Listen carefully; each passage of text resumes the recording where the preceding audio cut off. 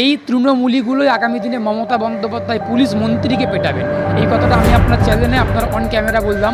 তার কারণ যেভাবে গুন্ডাদেরকে, যেভাবে এই অপরাধীদেরকে, এই তৃণমূলীগুলোকে যেভাবে মমতা বন্দ্যোপাধ্যায় সুরক্ষা প্রোটেকশন দিয়ে বাঁচিয়ে রাখছেন, এটা মমতা বন্দ্যোপাধ্যায়ের জন্য, আমাদের বাংলার জন্য যেমন ক্ষতিকারক। মমতা বন্দ্যোপাধ্যায় পুলিশ মন্ত্রীর জন্য মমতা বন্দ্যোপাধ্যায় কালীঘাটে বসে বসে সব কিছু দেখছেন, অবজারভেশন করছেন, কিন্তু কোনোরকম কিছু করবেন না। তার কারণ টিকিটা যেন কোথাও একটা বাধা আছে। কারণ ওই দুর্নীতির টাকাতেই তৃণমূল কংগ্রেস ভরণ পোষণ হয়ে লালিত পালিত। পাল্টে যাওয়া বা নিজেকে পাল্টে নেওয়া বা সংশোধন করা, ভালো হয়ে যাওয়ার, এই সবগুলো তৃণমূলের ডিএনএতে নেই। মমতা বন্দ্যোপাধ্যায়ের তৃণমূলের ডিএনএতে সেগুলো নেই। যতই তৃণমূল কোনোভাবে পরিবর্তন হবে না। তৃণমূল এই বাংলার পরিবর্তন ঘটাতে গেলে তৃণমূলের বিকাশ করতে খুব চিন্তিত যে পুলিশ মন্ত্রীকে এই তৃণমূলের জন্য আগামী দিনে পেটানি দেয়। পুলিশকে তো পেটাচ্ছেন, এটা তো অনাকাঙ্ক্ষিত এবং অপ্রত্যাশিত, কিন্তু এই তৃণমূলের জামানাতে, মমতা বন্দ্যোপাধ্যায়ের জামানাতে এটাও প্রত্যাশিত হয়ে গেছে। এটাও একটা ঘটনা হয়ে গেছে। যাচ্ছে যে আবাস যোজনায় দিকে দিকে দুর্নীতি, আর তা নিয়েই জায়গায় জায়গায় বিক্ষোভ, এবং বিক্ষোভ থেকে মহিলারা বলছেন তৃণমূল আমাদের সাথে বেইমানি করেছে। ঠিকই তো বলেছেন, তৃণমূল বেইমানি করেছেন। সরাসরি কথাটা বলতে গেলে মমতা বন্দ্যোপাধ্যায় বেইমানি করেছেন। এখন এই আবাস যোজনা নিয়ে ভুরি ভুরি অভিযোগ আমরা অতীতেও দেখেছি। সেই সব জল আদালত পর্যন্তও গড়িয়েছে, আমরা যারা হাইকোর্টে ওকালতি করে আমরা দেখেছি। তো সেই ধারাটা এখনও পর্যন্ত সেই একই ধারা অব্যাহত তৃণমূল কংগ্রেস রেখেছে। এখন এই যে কালচারটা, এই যে দুর্নীতির কালচার, যেমন থ্রেট কালচার, যেমন রেপ কালচার তৃণমূল স্ট্যাবলিশ করেছে এই বাংলার বুকেতে, তেমন এই করাপশনের কালচারটাও বাংলাদেশের তৃণমূল কংগ্রেসই প্রতিষ্ঠিত করেছেন মমতা বন্দ্যোপাধ্যায়ের নেতৃত্বে। তো সেই কালচারটা সহজে ধ্বংস হবে না। সেই কালচারটাকে ধ্বংস করতে গেলে আগে তৃণমূলকে ধ্বংস করতে হবে।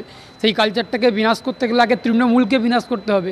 তো সুতরাং যেই সমস্ত মহিলাগুলো বিক্ষোভ দেখাচ্ছেন, আন্দোলন করছেন বা অভিযোগ, ক্ষোভ বিক্ষোভ দেখাচ্ছেন, খুব সঙ্গত অভিযোগ করছেন, খুব সঙ্গত প্রতিবাদ আন্দোলন করছেন। এখন আবাস যোজনার যে দুর্নীতির কেলেঙ্কারি আমরা আগে জেনেছি, সেই দুর্নীতি এখনও পর্যন্ত অব্যাহত এই তৃণমূল কংগ্রেসের নেতৃত্বেই বা হাত ধরেই হচ্ছে। কেন মমতা বন্দ্যোপাধ্যায় কালীঘাটে বসে বসে সব কিছু দেখছেন, অবজারভেশন করছেন, কিন্তু কোনোরকম কিছু করবেন না। তার কারণ টিকিটা যেন কোথাও একটা বাধা আছে। কারণ ওই দুর্নীতির টাকাতেই তৃণমূল কংগ্রেস ভরণ পোষণ হয়ে লালিত পালিত হয়।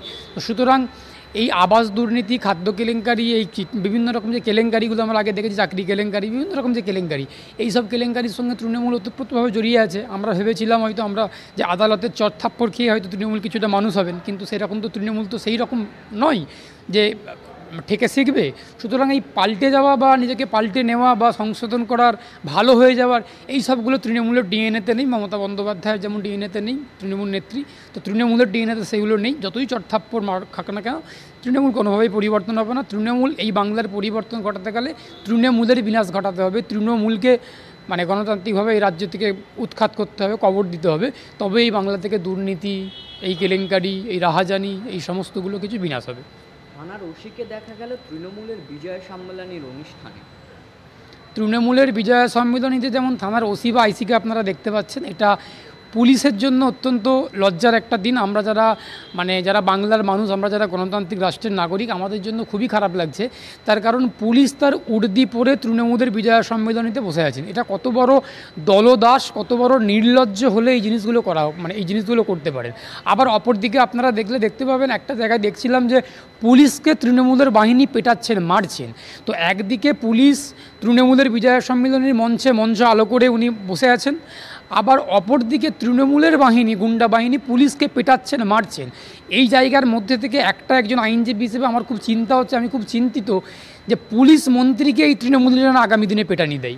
পুলিশকে তো পেটাচ্ছেন, এটা তো অনাকাঙ্ক্ষিত এবং অপ্রত্যাশিত, কিন্তু এই তৃণমূলের জামানাতে, মমতা বন্দ্যোপাধ্যায়ের জামানাতে এটাও প্রত্যাশিত হয়ে গেছে।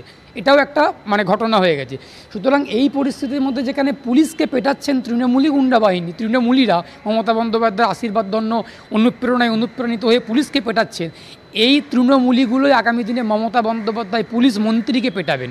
এই কথাটা আমি আপনার চ্যানেলে আপনার অন ক্যামেরা বললাম। তার কারণ যেভাবে গুন্ডাদেরকে, যেভাবে এই অপরাধীদেরকে, এই তৃণমূলীগুলোকে যেভাবে মমতা বন্দ্যোপাধ্যায় সুরক্ষা প্রোটেকশন দিয়ে বাঁচিয়ে রাখছেন, এটা মমতা বন্দ্যোপাধ্যায়ের জন্য, আমাদের বাংলার জন্য যেমন ক্ষতিকারক। মমতা বন্দ্যোপাধ্যায় পুলিশ মন্ত্রীর জন্যও ক্ষতিকারক।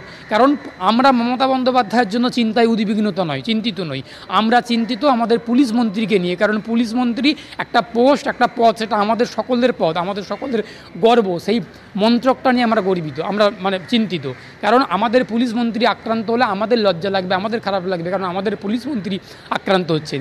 কিন্তু যেই দিকেতে জলটা গড়িয়ে যাচ্ছেন, যেদিকেতে জলটাকে গড়িয়ে নিয়ে যাচ্ছেন মমতা বন্দ্যোপাধ্যায়, আমাদের অদূর ভবিষ্যৎ বলবো না, খুব কাছেই সেই সময় হয়তো ঘনিয়ে এসেছে।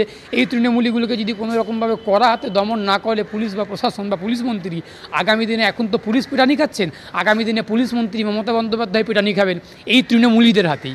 মমতা বন্দ্যোপাধ্যায়ের যারা অনুপ্রাণিত, সেই অনুপ্রেরণা নিয়েই মমতা বন্দ্যোপাধ্যায়কে পেটাবেন, পুলিশ মন্ত্রীকে পেটাবেন এই গুন্ডাগুলো, এই কুলাঙ্গার কালপিটগুলো। এটা খুব কাছে এসেছে সেই দিনটা। শান্তনু সেন বলেছিলেন মেডিকেলের ভোটে দাঁড়াবে না, কিন্তু দেখা গেল তিনি প্রার্থী হলেন। শান্তনু সেন বলেছিলেন মেডিকেলের ভোটে দাঁড়াবো না। শান্তনু সেনের রক্তে কিন্তু তৃণমূলের রক্ত শরীরে বইছে। শান্তনু সেনের ডিএনএতে কিন্তু তৃণমূলের ডিএনএ রক্ত বইছে।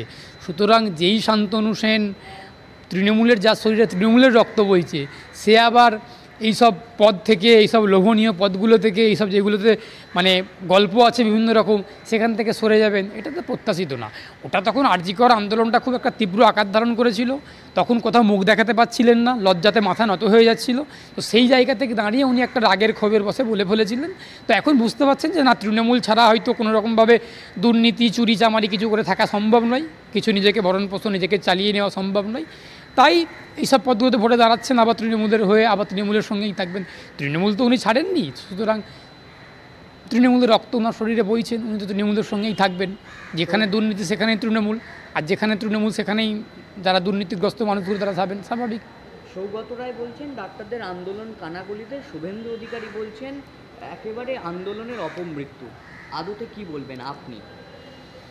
এই তৃণমূল আর এই বিজেপি, এই দুটো দল শুরু থেকেই আদা জল খেয়ে একদম প্রস্তুতি নিয়ে মাঠে ময়দানে লড়াই করছেন, নেমেছেন যে এই জুনিয়র চিকিৎসকদের আন্দোলনটা, যেই আন্দোলনটা বর্তমানে দাঁড়িয়ে জনরোষ, জনক্ষোভের তৈরি করেছে, একটা মানুষের আন্দোলনে পরিণত হয়েছে।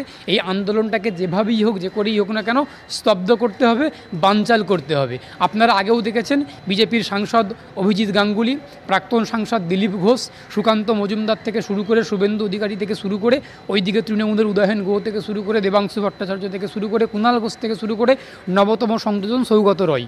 সুতরাং এই সব মানুষগুলো তৃণমূল আর বিজেপি যে একই মুদ্রার এপিটার ওপিট, একই সঙ্গে মিলেমিশে কাজ করে, একই সঙ্গে মিলেমিশে ওদের ওঠাপড়া বিচরণ এই বাংলার মাটিতে, এই দেশের মাটিতে, সেটা আমরা অতীতেও বলেছি, এখনও বলছি, আগামী দিনেও বলবো।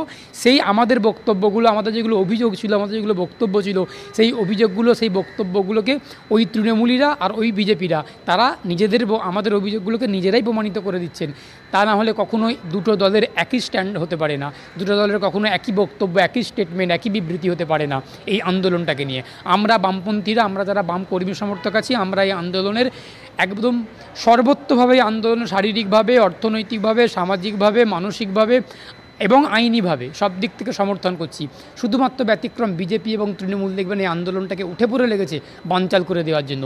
এর থেকেই পরিষ্কার হচ্ছে যে এরা আদতে কোনোদিনই চান না যে এই আন্দোলনটা আগামী দিনে আন্দোলন হোক, তৃণমূলের বিরুদ্ধে আন্দোলনটা হোক। কারণ তৃণমূলকে ধরে বিজেপি বেঁচে আছে, বিজেপিকে ধরে তৃণমূল বেঁচে আছে। সেই জন্যই বিজেপি এবং তৃণমূল যৌথভাবে, মিলিতভাবে এই কাণ্ডগুলো ঘটাচ্ছেন।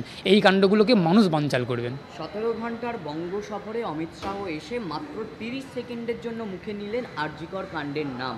আবার অন্যদিকে তিনি নির্যাতিতার পরিবারের সাথে দেখাও করলেন না। বামেরাই তুলছে তৃণমূল বিজেপি সেটিং তত্ত্ব। বামেরা তুলছেন সেটিং তত্ত্ব তৃণমূলের সঙ্গে বিজেপির, কিন্তু এটা বামেরা তুলছিলেন।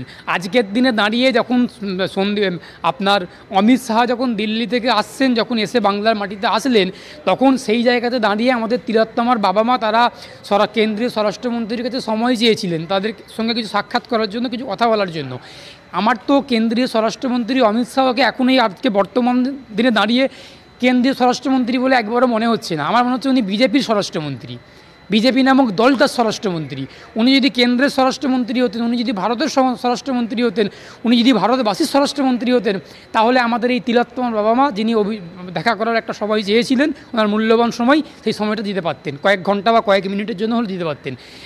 আসলে এই অমিত শাহ এতটা অহংকারী, এতটা দাম্ভিক একজন মন্ত্রী, একজন দাম্ভিক একজন পলিটিশিয়ান পরিস্থিতি, এই বাংলায় যখন তিলোত্তমাকে নিয়ে আগুন জ্বলছে, এই মানুষের যখন ক্ষোভ রোজ যখন উপচে পড়ছে, যারা প্রকৃতপক্ষে যারা প্রকৃত অর্থে বিজেপিকে সমর্থন করেন, আমার যারা পশ্চিমবঙ্গের মানুষ যারা বিজেপি করেন, যারা বিজেপির কর্মী সমর্থক, তারাও অমিত শাহের এই ঘটনাটার পরে তারাও এটার নিন্দা করছেন, ধিক্কার জানাচ্ছেন এবং সেটার বিরুদ্ধে কথা বলছেন। তার কারণ এই বিজেপি কর্মী সমর্থকদের কাছে এটা আশা ছিল না। তারাও ভেবেছিলেন হয়তো অমিত শাহ তিলোত্তমার বাবা মাকে কয়েক মিনিটের জন্য হলেও সময় দেবেন, কিন্তু এই অমিত শাহ যেভাবে এই তিলোত্তমার বাবা মার মুখের ওপর যেমন ফিরিয়ে দিলেন, প্রত্যাখ্যান করলেন, তাদেরকে সময় দিলেন না, তাদেরকে সময় দিলেন না, অ্যাকচুয়ালি তৃণমূল কংগ্রেসকেই সুযোগটা পাইয়ে দিলেন। তার কারণ তিলোত্তমার বাবা মা যদি দেখা করতেন অমিত শাহের সঙ্গে, তাহলে পশ্চিমবঙ্গ সরকারের বা এই পশ্চিমবঙ্গের পুলিশ দপ্তরের ব্যর্থতার কিছু কিছু গল্প অমিত শাহকে বলতেন।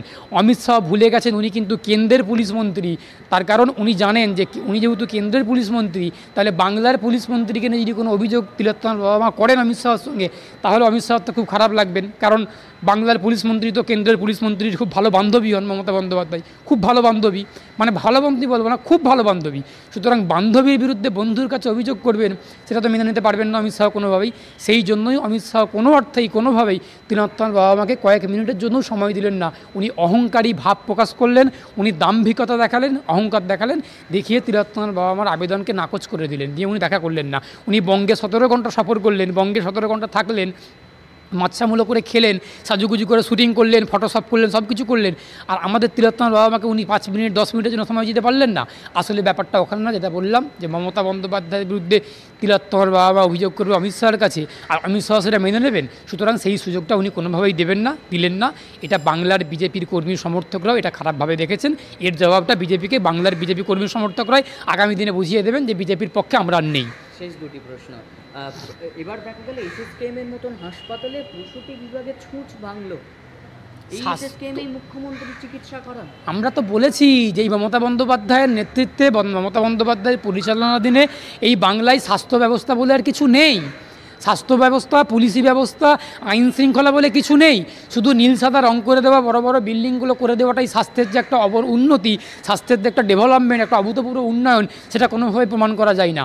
স্বাস্থ্যের যে উন্নতি, স্বাস্থ্য ব্যবস্থার যে উন্নতি, সেই উন্নতিকে চোখে দেখাতে গেলে স্বাস্থ্যের একটা পরিকাঠামো, স্বাস্থ্য ব্যবস্থায় পরিকাঠামো, উন্নত স্বাস্থ্য পরিষেবা, এই সবগুলোকে দেখে, এইগুলো মানদণ্ড, এইগুলোকে দেখে বিচার করতে হয়। তো সুতরাং সেখানে যদি স্বাস্থ্য ব্যবস্থা যদি আমরা বলি খুব উন্নত হয়েছে, আর প্রসূতি বিভাগে ছুঁচ ভেঙে যাচ্ছে, পেটের ভেতরে কাঁচি রয়ে যাচ্ছে, সেলাই হয়ে যাচ্ছে, এইগুলো কি? এগুলো স্বাস্থ্য ব্যবস্থার উন্নতির গল্প? এইগুলো স্বাস্থ্য ব্যবস্থা যে একদম কবরে চলে গেছে, একদম রসাতলে চলে গেছে মমতা বন্দ্যোপাধ্যায়ের নেতৃত্বে, এগুলো তারই একটা জ্বলন্ত নিদর্শন। সুতরাং স্বাস্থ্যমন্ত্রী এগুলো দেখতে পাচ্ছেন। আর কি বলবো আপনাদেরকে, খুব লজ্জা লাগছে বলতে, কি আর বলবো, অপদার্থ স্বাস্থ্যমন্ত্রী হলে যা হয় সেটাই হচ্ছে। শেষ প্রশ্ন। মুখ্যমন্ত্রী দেখা গিয়েছিল কার্নিভালে নৃত্য করতে, এত কিছু ঘটনার পর এবার দেখা গেল ঢাক বাজাচ্ছেন পুজোর উদ্বোধনে গিয়ে। উনি ঢাকি হয়ে যান না, মুখ্যমন্ত্রী